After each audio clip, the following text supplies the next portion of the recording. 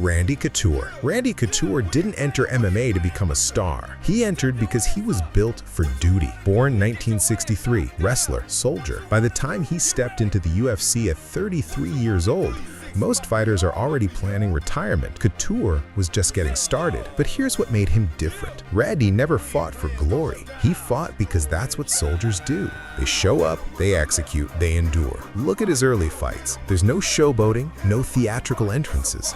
Just a man walking to the cage like he's clocking in for work. Because to him, that's exactly what it was. UFC 13, 1997.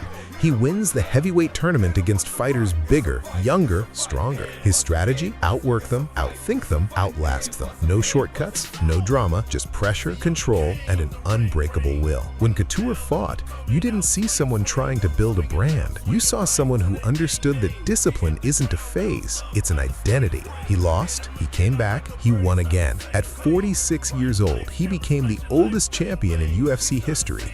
Not because he was more talented, because he refused to quit when quitting made sense. That's the difference. Randy Couture treated fighting as duty, not spectacle. He didn't need the applause, he needed the mission. And in an era where everyone's building a persona before they build a skill, that mindset is almost extinct. Chuck Liddell. Chuck Liddell became the Iceman. But before the nickname, before the mohawk, before the fame, there was just violence and silence. UFC 17, 1998. No pyrotechnics, no million-dollar production, just a cage and a man who hit like a natural disaster. But here's what people forget. Chuck's knockout power wasn't designed for highlights. It was developed in obscurity, in small gyms, in fights where nobody cared who won because nobody was watching.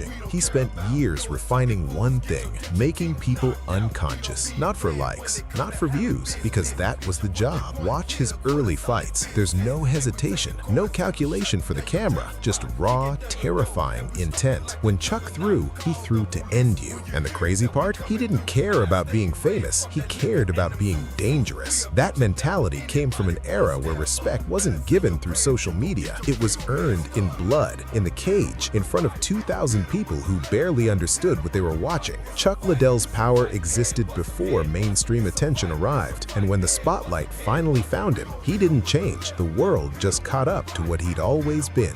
That's the mark of authenticity. You don't become something when people watch. You already are something, and they finally notice. If you're seeing the pattern here, if you're starting to understand what separated these fighters from everyone else, hit that subscribe button, because what's coming next goes even deeper. Matt Hughes. Matt Hughes didn't come from a gym. He came from a farm, and that detail matters more than you think. Because while other fighters were learning technique in academies, Matt was learning something else.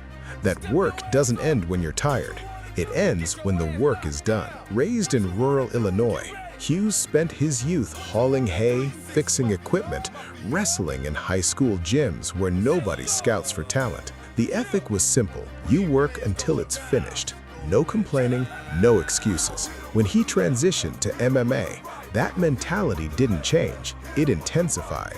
Matt Hughes at his peak wasn't the most technical striker, wasn't the flashiest grappler, but he had something most fighters will never possess, the absolute certainty that he could outwork you. Watch his fights. There's a grinding, relentless pressure. He doesn't hunt for the perfect moment. He creates it through volume, through exhaustion, through making you wish you never signed the contract. UFC 45, 2003. Against Frank Trigg, a fighter who had him hurt, locked in a rear naked choke, seconds from victory. Most fighters tap. Most fighters accept the loss. Hughes didn't. He stood up with Trigg on his back, slammed him, and finished him in the same round. That's not talent. That's identity. Here's the uncomfortable truth. Matt Hughes was a champion before fame found him and stayed a champion after it left. Because his work ethic wasn't tied to applause, it was tied to who he was. In an era where fighters lose motivation after one bad payday, Hughes is a reminder that discipline isn't a tool, it's the foundation. BJ Penn. BJ Penn is one of the most talented fighters in MMA history, but talent without testing is just potential. And Penn? He was tested long before money softened the sport. Born and raised in Hawaii, Penn earned his black belt in Brazilian Jiu-Jitsu in just 3 years. That's not normal. That's prodigy level. At 21 years old, he became the first non-Brazilian to win the World Jiu-Jitsu Championship in the black belt division. But here's the thing about BJ Penn. His talent could have made him lazy. Instead, it made him hungrier. UFC 31, 2001. Penn debuts as a lightweight, but instead of staying comfortable, he moves up to welterweight, then lightweight again, then back to welterweight. He fought anyone, anywhere, any weight class, because comfort was the enemy. Look at his fight with Matt Hughes at UFC 46. Penn, the smaller man, takes Hughes into deep water and nearly finishes him. He loses by submission in the third round, but nobody watching thought he didn't belong. That's the mindset of someone who doesn't fear failure. He fears stagnation. But here's where Penn's story gets tragic. As the sport grew, as the money arrived, something shifted. The hunger dulled. The discipline faded, and by the end of his career, BJ Penn had become a cautionary tale about what happens when talent meets comfort too early. But before that fall,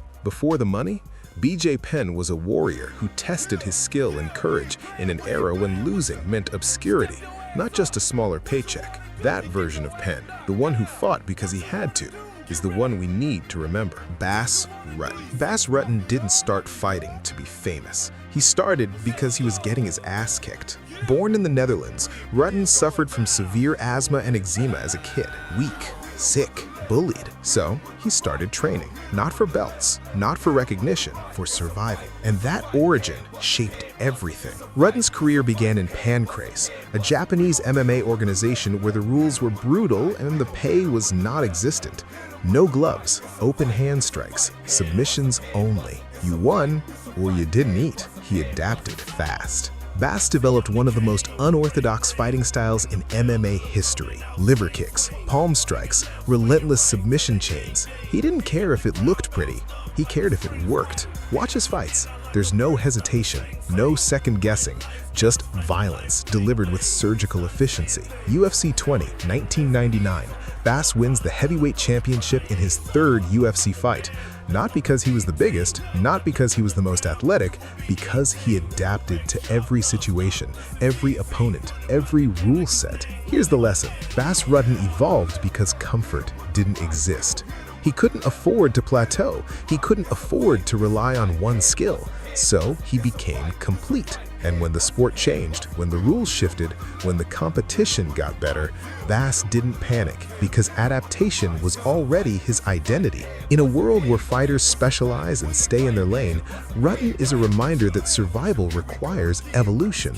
Always. Anderson Silva. Anderson Silva became the Spider. But before the mystique, before the matrix dodges, before the global recognition, there was just art. Quiet, precise, deadly art. Born in Sao Paulo, Brazil, Silva started training in Taekwondo and Capoeira before transitioning to Muay Thai and Brazilian Jiu-Jitsu. But here's what made him different. Silva didn't fight to prove dominance. He fought to express mastery. Look at his early fights in Shudo, Cage Rage, Pride. Nobody's talking about him yet.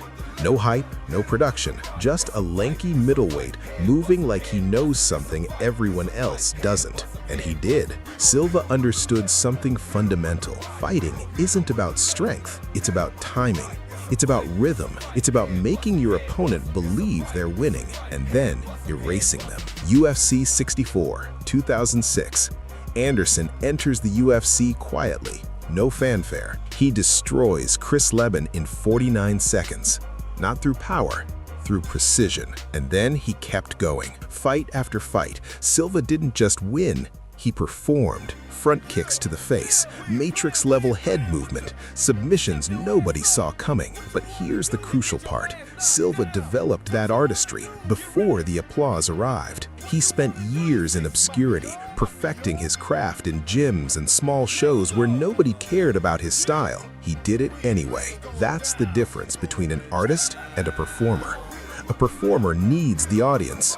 An artist creates whether anyone's watching or not. Anderson Silva's creativity was developed long before global recognition, and when the world finally saw what he could do, they weren't watching a fighter trying to impress them. They were watching mastery that already existed.